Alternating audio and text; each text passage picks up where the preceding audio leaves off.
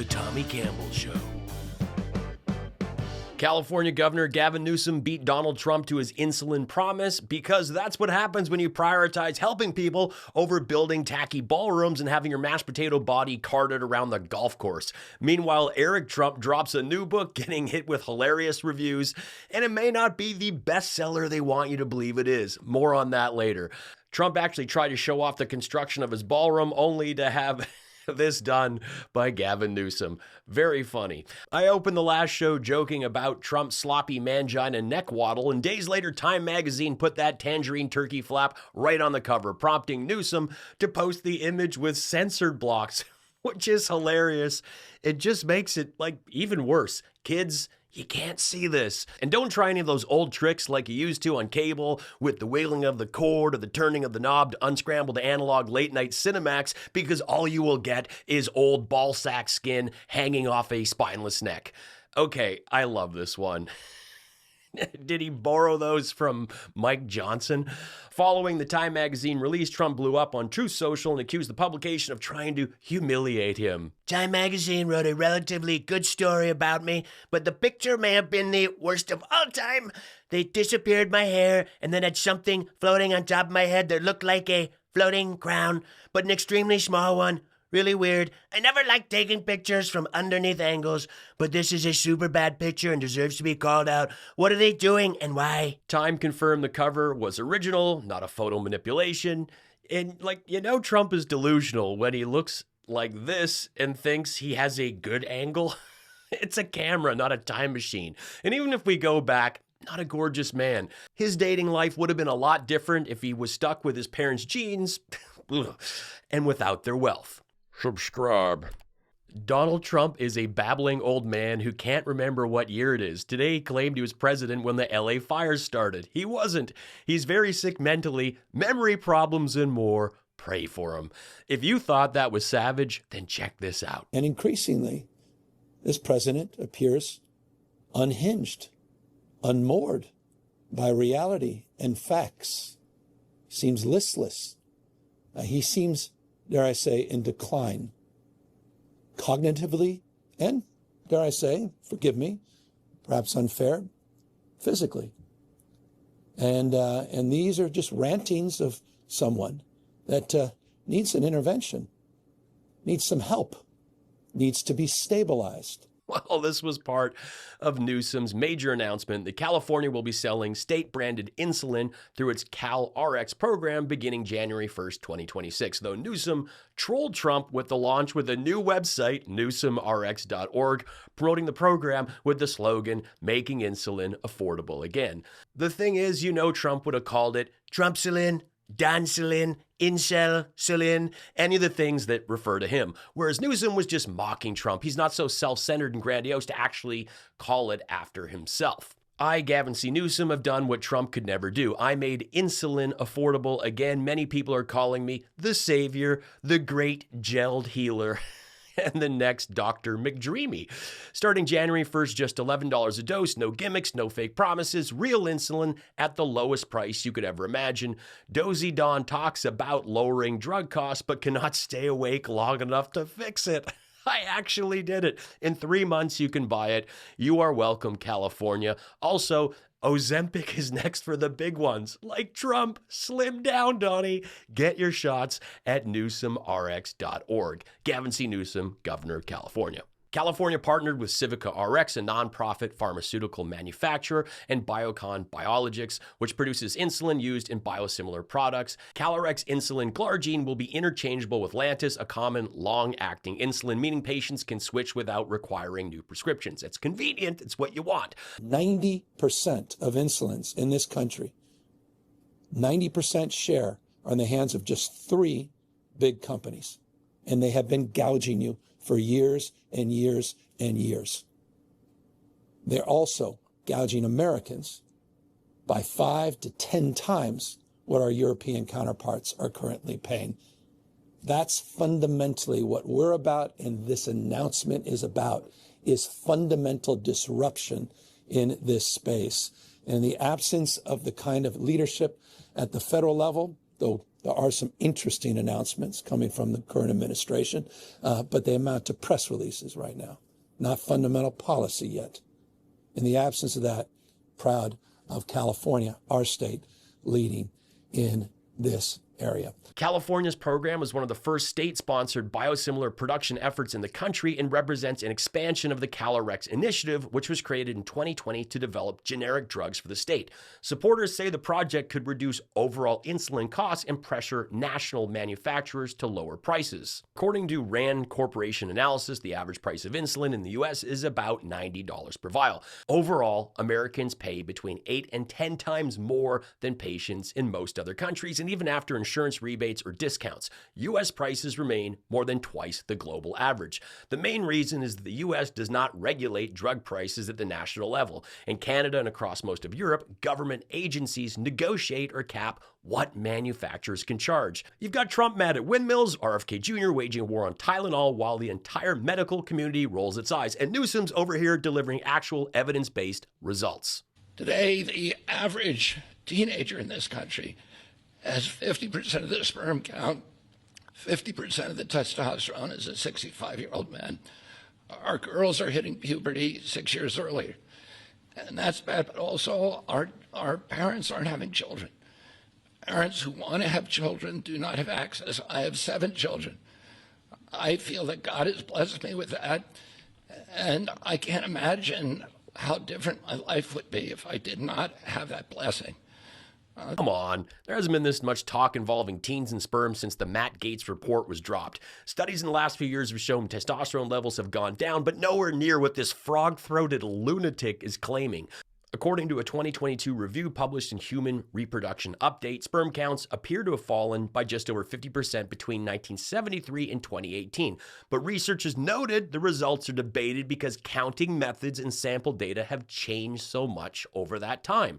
Experts say that there's no evidence of the collapse he's describing. Technology has come a long way. Seriously, a lot has changed since the 70s. And if young men have a lower count, it's probably because they're empty. They're so busy Peter Northing their gym socks, since you don't need to quietly go through the beaded curtain at the back of the video store anymore, because we all have access to everything ever made right on our phones. Speaking of wankers, Joe Rogan is a snack-sized podcaster who can't stop talking about me. Obsessed? Crush? No thank you. But is too scared to have me on and let his audience hear the truth. Just like Dozy Don, he often chickens out. I've never had any problems with the guy and wish the mini host the best in life. I'll come on and will help save the show and its plummeting ratings. GCN. It will be interesting to see if Rogan bites and has Newsom on. Even if he's avoiding social media, as he claims he does, there's no way he won't see these jabs. Snack-sized podcaster. Lock him up. Look at that. This guy's so ridiculous. Oh, I love it when Kid Rock gets called out, and he needs to be called out more. Most of his songs are samples of epic riffs. He used to do Coors Light commercials, and being the hype man for a calorie-reduced, lowered alcohol content beer while branding yourself an American badass is just ridiculous. He was born Robert James Ritchie in Romeo, Michigan, where he grew up in this sprawling estate with an orchard, stables for their horses, and yes, that's a tennis court. Blue-collar poster boy. Speaking of privileged, Eric Trump released his new book, Under Siege, that is being promoted by Big Brother. Congrats to Eric Trump on his new book, #1, across the board. Keep it going. Yes, Don Jr.'s tweet about Eric's book has typos. This is one of the many reasons these silver Coke spoon kids use ghostwriters. The books they don't write, they pretend they do, and the books they do write, they pretend they don't. Donald Trump also plugged Under Siege on Truth Social and other platforms, pinning posts encouraging followers to purchase it. Let's be honest, it's called Under Siege. The only reason Donald Trump even opened his son's book was to see if there were pictures of Erica Eleniak jumping out of a cake inside. I thought this was going to be a pop-up book. Where is she? Where is she? Where's Erica? I made this show without any sponsors thanks to your tips, channel memberships, and merch. Please throw me what you can to keep this show going. I had fun updating the covers, golden turd tongues, whiny voice, weak wrists, and changing my father's diapers. Foreword by Dozy Don. My escort stepmom.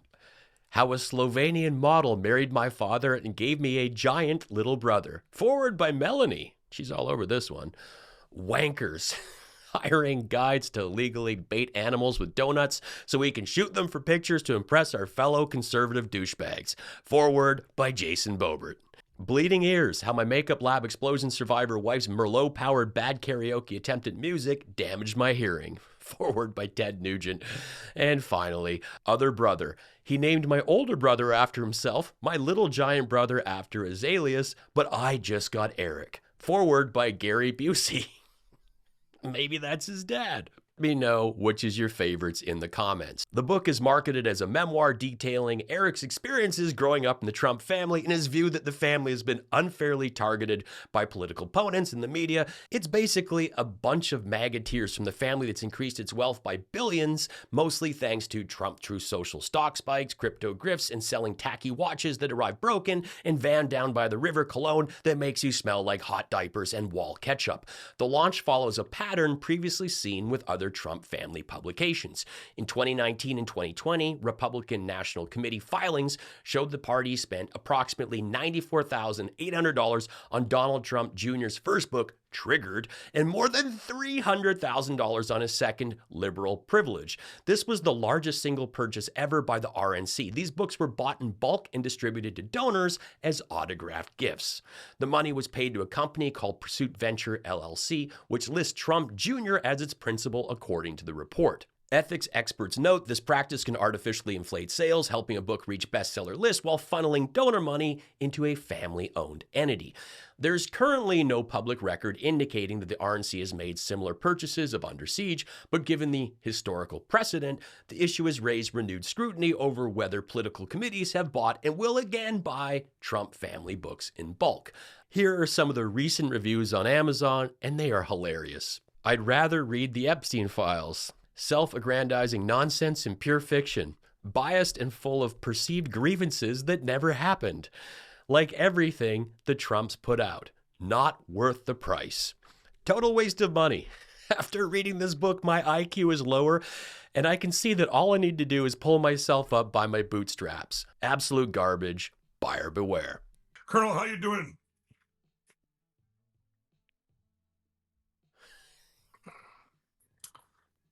Can you hear me? Colonel, yes, we can hear you good. They're machines. It doesn't matter. It doesn't matter if you have an Apple computer or whatever, right? Whatever computers you have, it doesn't matter the brand. When you have the brand, it doesn't matter. If everything's on the internet, whether you believe it or not. Still can't figure out how to use FaceTime or whatever Patriot version Lindell's running, and can only name Apple.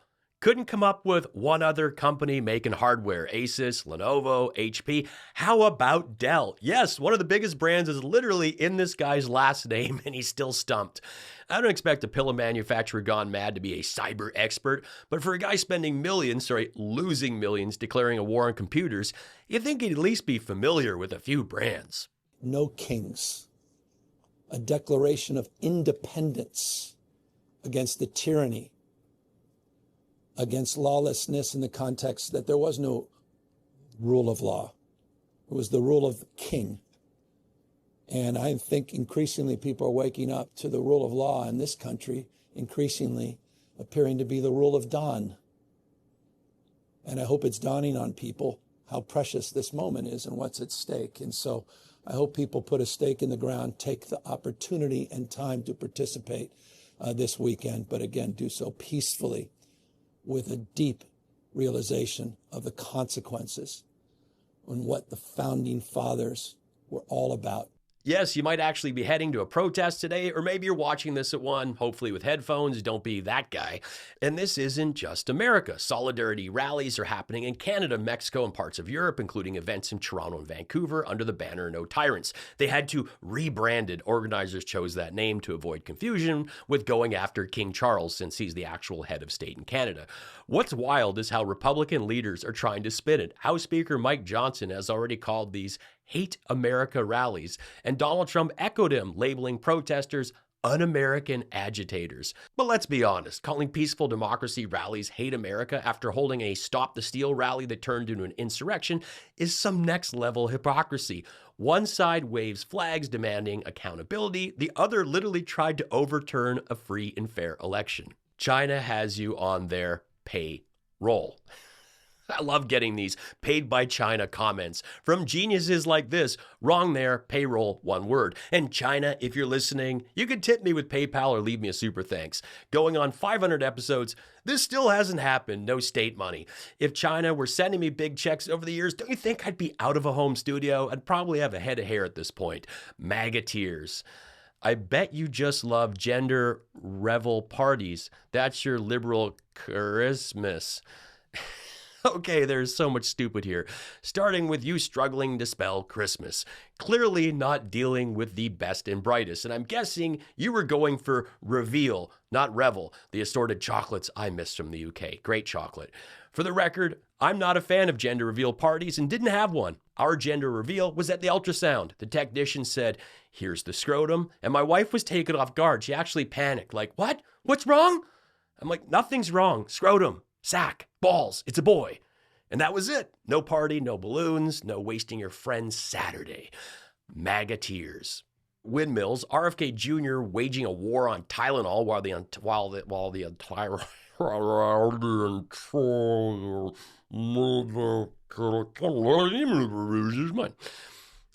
The thing is, Trump would have actually called it Trumpsulin, Donsulin, Incelsulin,